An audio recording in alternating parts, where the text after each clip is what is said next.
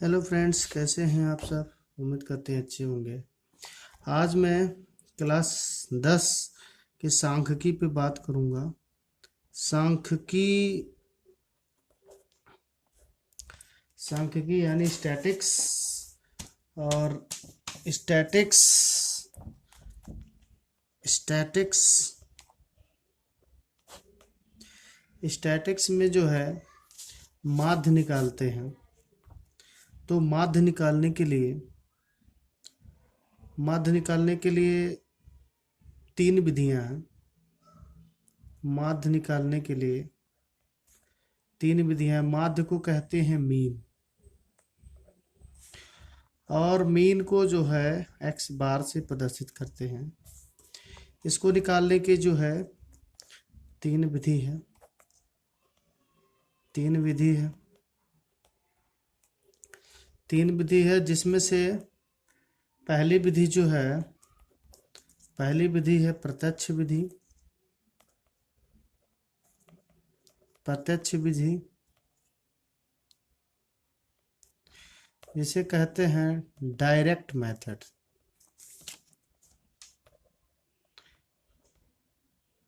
Direct method. और दूसरी विधि है कल्पित माध्य विधि। कल्पित माध्य विधि इसे कहते हैं जो है एज्यूम्ड मीन विधि। Assumed mean method.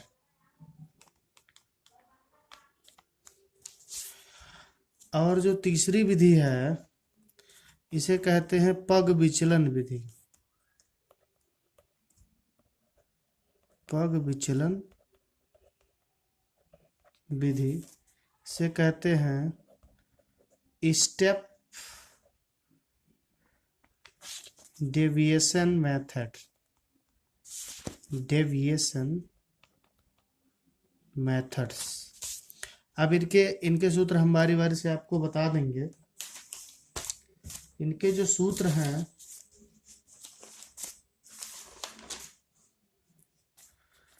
पहला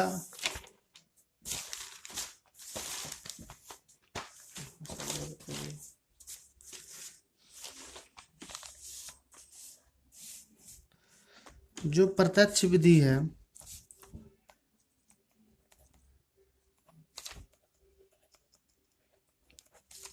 इसके जो फॉर्मूले हैं X bar is equal to sigma F X by sigma sigma F. दोस्तों, हम बताएं आपको, इसमें जो ये होता है इसे कहते हैं सिग्मा। और ये तो अभी मैंने बताया कि ये जो है समांतर माध्य है, मतलब कि मीन है, माध्य है। और जो ये सिग्मा एफ है, एफ का मतलब होता है इसे एफ आई से डिनोट करते हैं, फ्रीक्वेंसी की, मतलब बारंबारता इसे कहते हैं। बारंबारता कि जैसे कोई संख्या है वो कितनी बार आई है, ये बताता है कि कोई संख्या है वो कितनी बार आई है। या फिर हम इसे कह सकते हैं कि ये जो है फ्रीक्वेंसी एफ कह सकते हैं। फ्रीक्वेंसी। अब इसमें एक्स जो होता है, एक्स आई जो होता है वो होता है माध्य, मध्यिका होता है। मध्यिका होता है जो है। अब इन पर हम थोड़ा सा चर्चा करेंगे एक सवाल के बेसिस पे। अच्छा, जो ये सिग्मा एफ लिखा है, सिग्मा एफ का जो मतलब होता है, सिग्मा एफ इसका मतलब होता है कि F1 F2 F3 F4 plus dot dot dot F N, इस सब का योग होता है।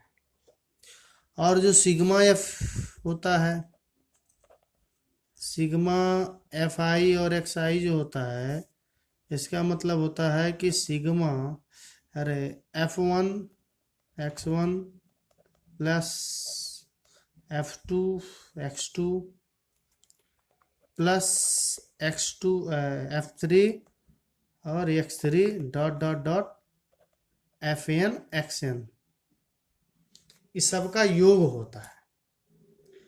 अब इस फार्मूले का इस्तेमाल जो है हम कहाँ करेंगे, इसको अभी हम आपको बताने वाले हैं। माध्य निकालेंगे। अब देखो, डायरेक्ट मेथड से माध्य निकालने के लिए हम एक क्वेश्चन लेते हैं।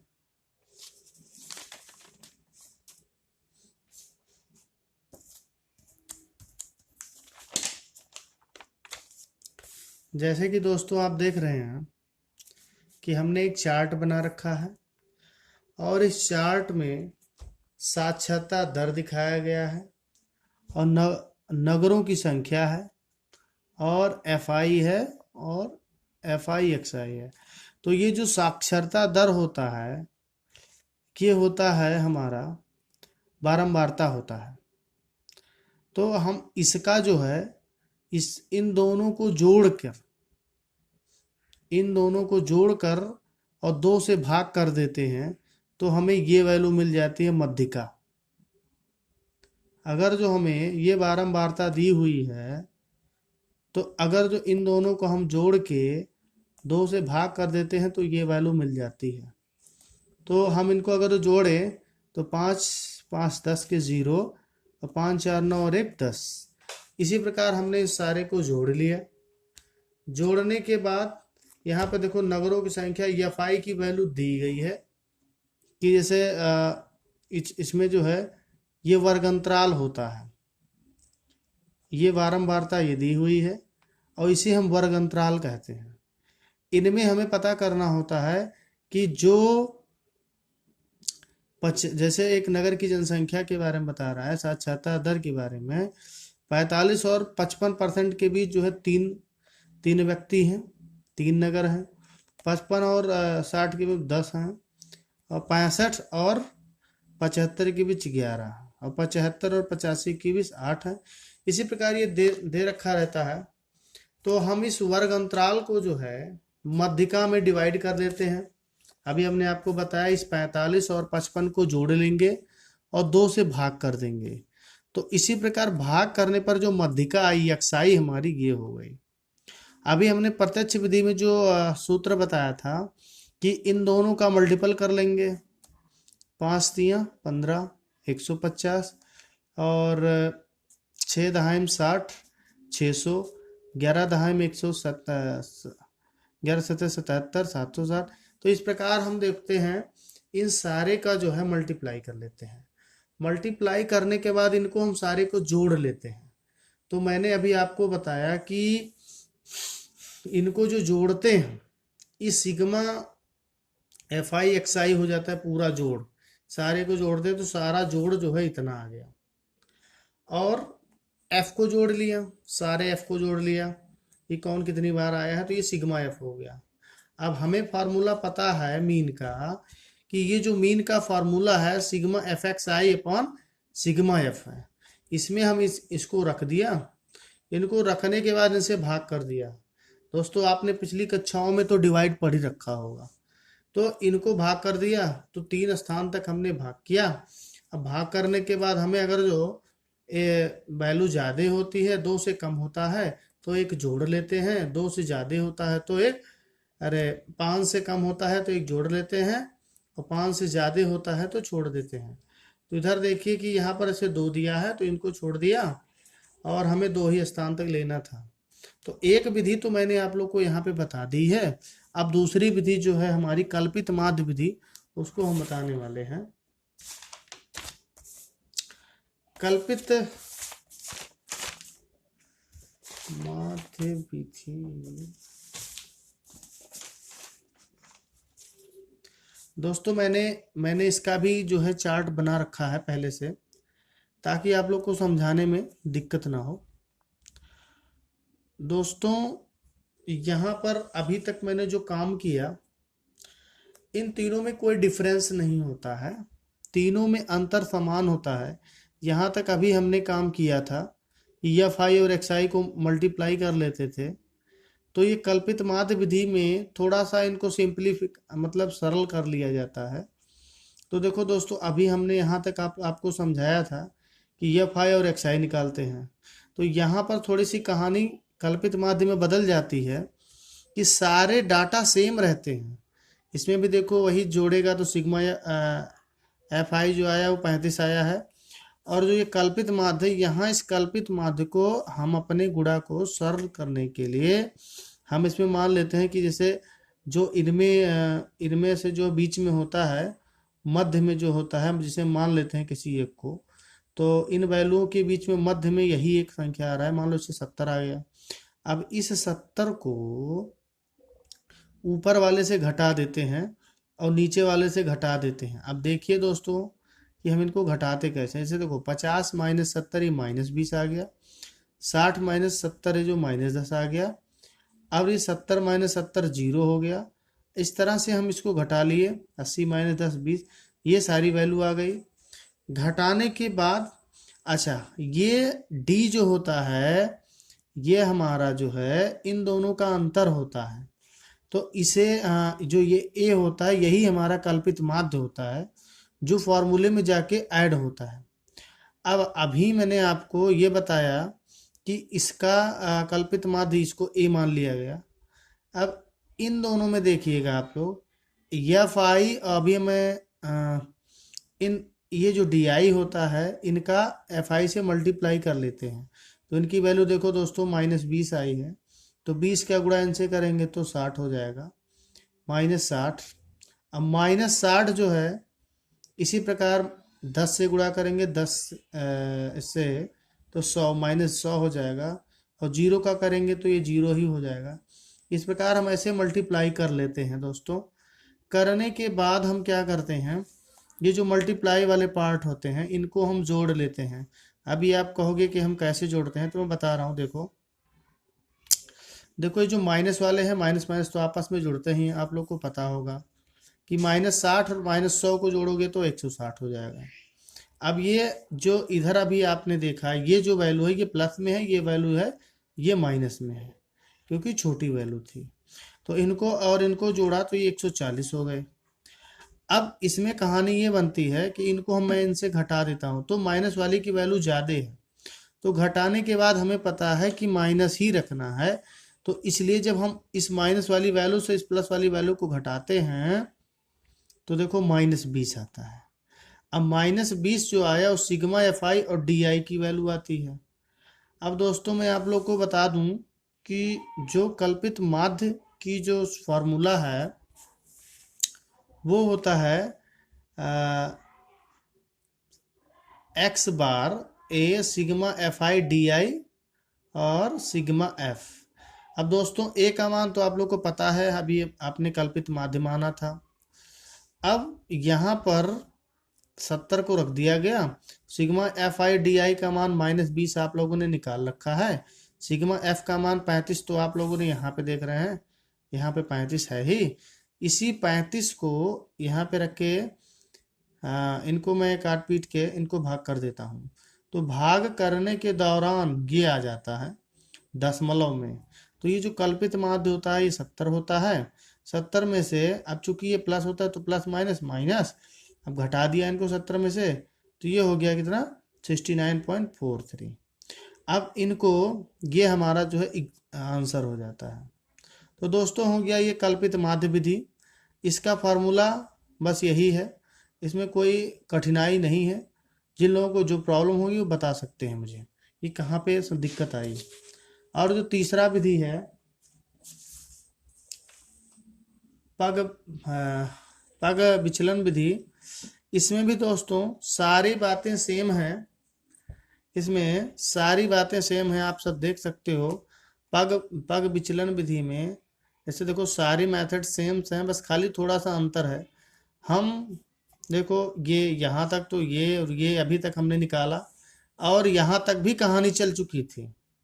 अभी आपने देखा कि मैंने डी आई निकाला तो एफ और डी आई का मल्टीप्लाई किया, तो ये जो है कल्पित माध्य विधि हो गया। लेकिन अब दोस्तों मैं क्या करूँगा, इसको और सरल कर लूँगा। और सरल करने के लिए हमें जो इनका मल्टीपल होता है, जैसे ये 10 का मल्टीपल है सारे, तो जो मल्टीपल होता है उसे हम मान लेते हैं। तो जैसे इसमें मल्टीपल है तो इसको हमने मान लिया, ये एच हो गया। अब मल्टीपल सब 10 का है तो 10 से भाग कर दिया, तो यू आई जो ये मल्टीपल होता है, जो मतलब सरल करने पर आता है, ये यू आई होता है। और इस यू आई को इस डी आई में भाग दे देते हैं। तो अच्छा, तो डी बाई एच होता है। और दोस्तों यच को हमने 10 मान रखा है, तो 10 को जब 20 से भाग देंगे तो -2 हो जाएगा। 10 को -10 से भाग देंगे तो 1 आ जाएगा। तो ये 1 आ गया, ये 2 आ गया, ऐसे ऐसे भाग कर लिया। अब भाग करने के बाद दोस्तों जहाँ पर जो यू आई आता है, इस यू आई को हम बारंबारता यानी कि एफ आई से गुणा कर देते हैं। तो एफ आई जैसे हमारा यहाँ पर है, देखिए 3 और 2, तो 3 दूना 6 -6 हो गया। और 10 एकम 10 -10। आप लोग को बता भी दिया हूँ कि जो है मल्टीप्लाई कैसे किया जाता है। तो सीधे सीधे आप गुणा कर लीजिए कि 10 एकम 10, 10 हो गया। 11 का 0 में करेगा 0 हो जाएगा। 8 का 8, 6 का 3 दूना 6। तो अब इनमें भी वही कहानी आती है दोस्तों कि जो माइनस वाले हैं आपस में जोड़ लेते हैं हम। तो -6 और -10 मिलके हो जाएंगे 16, और 8 और 6 मिलके हो जाएंगे 14। उसके बाद अब इसमें देखो ये वैल्यू बड़ी है, तो ये वैल्यू बड़ी है, तो 16 में से अगर जो हम 14 को घटाएंगे तो 2 आएगा। तो 2 आएगा, लेकिन 2 माइनस में माना जाएगा। क्यों? क्योंकि यहाँ पर इसकी वैल्यू ज़्यादा है। तो हमारा जो सिग्मा एफ आई यू आई आया वो आ गया -2। अब दोस्तों यहाँ पर आप देखेंगे कि हमने सारे वैल्यू को इकट्ठा कर रखा है। सिग्मा यू आई -2 है, सिग्मा एफ आई 35 है। अभी तो आपने जोड़ रखा था, बारंबार था। और मल्टीपल जो होता है, मल्टीपल को आपने 10 मान रखा था, 10 से आपने इसने भाग रहा। और कल्पित माध्य जो होता है, कल्पित माध्य को आपने यहाँ पे 70 मान रखा है।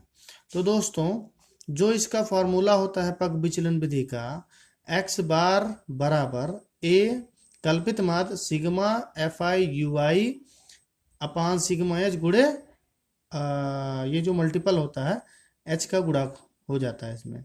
तो हमें कुछ नहीं करना है, हमें सीधा सीधा इनके फॉर्मूले में रख देना है। जैसे इनका फार्मूला 70 रख दिया, और ये सिग्मा एफ यू आई के तो -2 हमने निकाल रखा था उधर, और सिग्मा एफ का मान तो मुझे पता ही है कि 35 है, और एच मल्टीपल वही है जिसको हमने भाग कर रखा था 10 से, तो 10 यहाँ पर रख दिया। फिर 10 दूनी 20, और 20 बटे 35, 70 - 20 बटे 35, हम इसका भाग करेंगे तो दोस्तों इतना ही आएगा। आप लोग को तो डेसिमल का डिवाइड आता ही होगा, जिन लोग को नहीं आता होगा वो मुझे कमेंट करके बताएंगे, उनके लिए मैं डेसिमल के बारे में वीडियो बनाएंगे। तो दोस्तों ये देखो, अगर जो उनको भी घटाया मैंने तो ये आंसर हमारा आ गया। और देखो ये सारे मेथड समान हैं, इन तीनों मेथड से जो हमारे आंसर निकलते हैं वो एक्यूरेट निकलते हैं, कोई अंतर नहीं आएगा। बस इनको जो करने का तरीका था मैंने आप लोग को बता दिया। अब वीडियो कैसा लगा, जो भी मतलब बातें होगी आप लोग जो है कमेंट सेक्शन में बताइएगा।